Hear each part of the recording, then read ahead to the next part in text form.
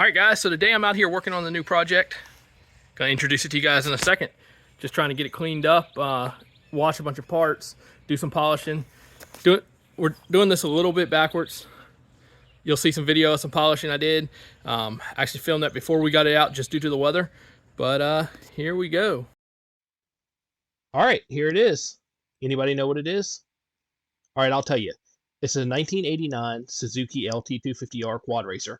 One of the popular two-stroke four-wheelers from the 80s, made from 85 to 92.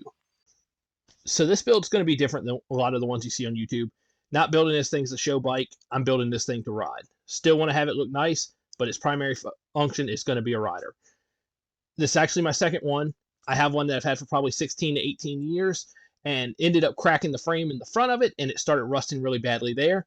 So started searching for a frame, found this from a guy down in Georgia with a blown motor. The motor was in pieces in a box, and ended up meeting him halfway and picking it up. Going to use the frame from this, the motor and other parts from my other one, and build one that hopefully we can have a lot of fun with.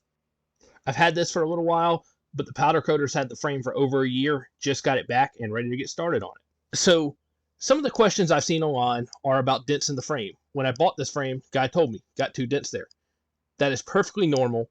It's to get to the bolts on the engine. They come that way from the factory. That is not damage to the frame. Both of mine have that.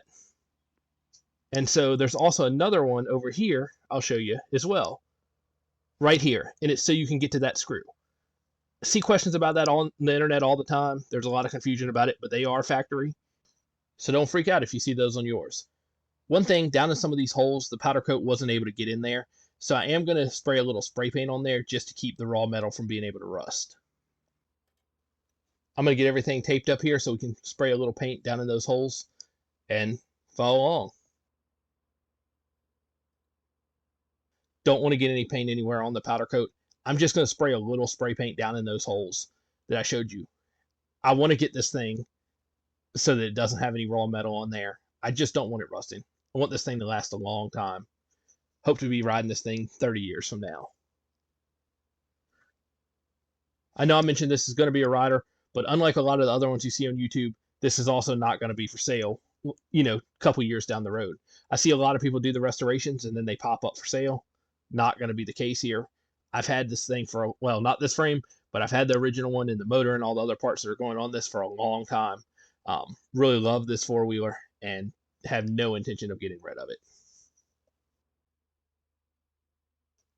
I got it all taped up, getting ready to spray it with some Krylon True Blue spray paint just down in those holes.